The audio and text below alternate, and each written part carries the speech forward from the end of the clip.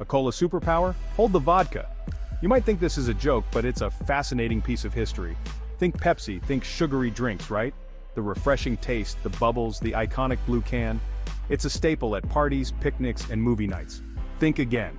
For a brief, glorious moment, Pepsi wasn't just about quenching thirst, it was about power, influence, and a surprising twist in the Cold War narrative.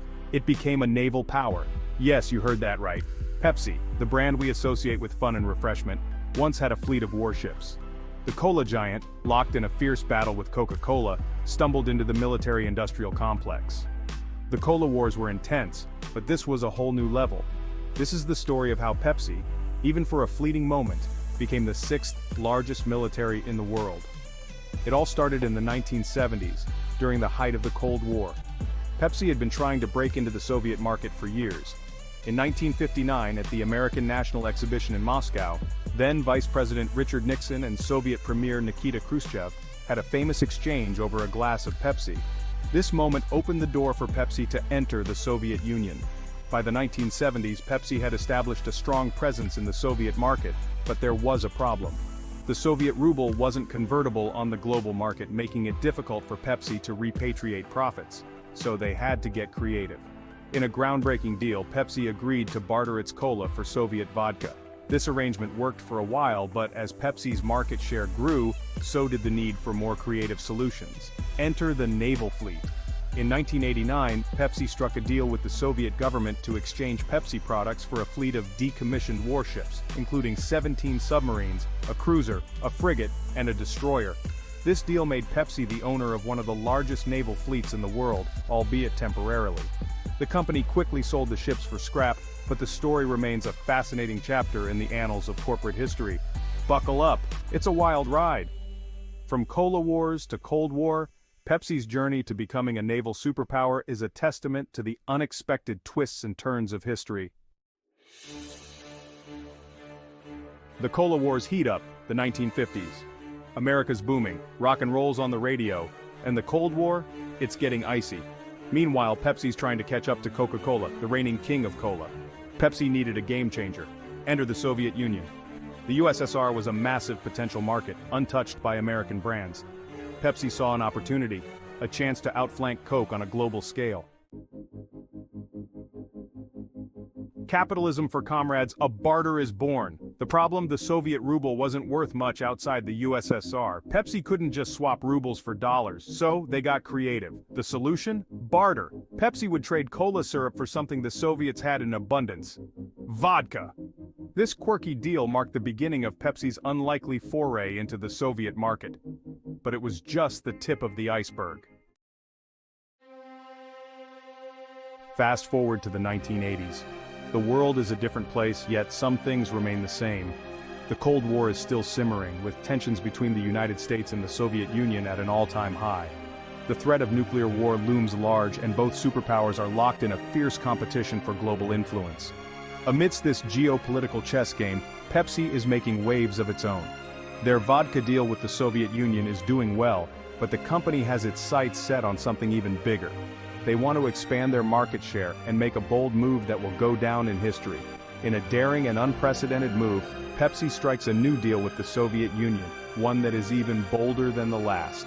This deal is not just about beverages, it's about making a statement and solidifying their presence in a market that was once considered untouchable. Pepsi agrees to supply the thirsty Soviets with even more cola, quenching the thirst of millions and becoming a household name in the process. The demand for Pepsi in the Soviet Union is skyrocketing, and the company is ready to meet it head-on. But this time, the payment was unbelievable. Warships. Yes, you heard that right. In a twist that sounds like it was ripped from the pages of a spy novel, the Soviet Union, strapped for cash and eager to secure the deal, offered Pepsi a fleet of warships as payment. That's right, the Soviet Union, in a desperate bid to keep the cola flowing, offered Pepsi a fleet of 17 submarines. These were not just any submarines. They were part of the Soviet naval fleet, a symbol of military might and power. Along with the submarines, the deal included a cruiser, a frigate, and a destroyer. This extraordinary transaction made Pepsi the owner of one of the largest submarine fleets in the world, at least temporarily. It was a deal that defied logic and captured the imagination of people around the globe. The deal was a testament to the ingenuity and audacity of Pepsi's executives, who saw an opportunity and seized it with both hands. It also highlighted the desperate economic situation of the Soviet Union, which was willing to part with valuable military assets to secure a steady supply of cola. This remarkable chapter in business history is a reminder of the lengths to which companies and nations will go to achieve their goals. It is a story of ambition, creativity, and the power of commerce to transcend even the most formidable political barriers. In the end, the deal of the century was not just about cola or warships. It was about breaking boundaries and redefining what is possible in the world of business. Pepsi's bold move paid off, and the company cemented its place in history as a pioneer of international trade.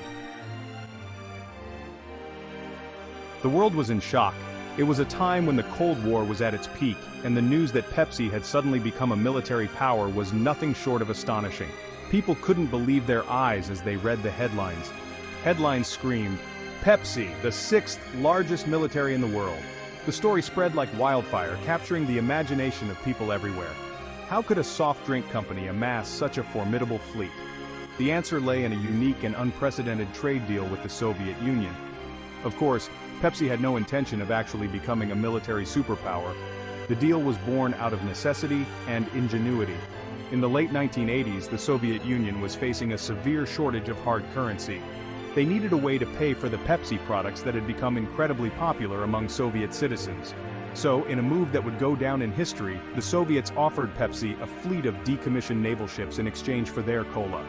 Pepsi, seeing an opportunity, accepted the deal. They quickly sold the ships for scrap metal, turning a profit and avoiding any military entanglements. But for a brief, shining moment, Pepsi had a navy that could rival many countries. The fleet included 17 submarines, a cruiser, a frigate, and a destroyer. It was a surreal and almost comical situation, but it highlighted the lengths to which companies and countries would go to secure trade deals during the Cold War. The story became a legendary example of how even the most unexpected things can be bartered in the strange world of international trade. It serves as a reminder of the creativity and resourcefulness that can emerge in times of economic hardship. Pepsi's naval adventure remains a fascinating chapter in the annals of business history, illustrating that sometimes truth is indeed stranger than fiction.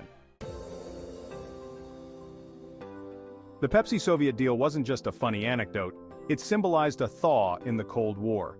It showed that even amidst geopolitical tensions, business could build bridges. Pepsi's venture into the Soviet Union, however unorthodox, paved the way for other Western companies to follow suit. It was a small step towards globalization, all thanks to a shared love for fizzy drinks. What became of Pepsi's short-lived naval dominance? Well, the profits from scrapping those warships were reportedly used to fund a more peaceful endeavor, the expansion of Pizza Hut in Russia. From warships to Waterparks, Pepsi's Soviet adventure had it all. The tale remains a testament to the unpredictable nature of global commerce and the surprising ways in which businesses can influence geopolitics. So, next time you crack open a can of Pepsi, remember its wild ride through the Cold War. It's a story that teaches us that business can be a powerful tool for change, even in the most unexpected ways. And who knows, maybe one day, your favorite brand will become a military superpower too, but probably not.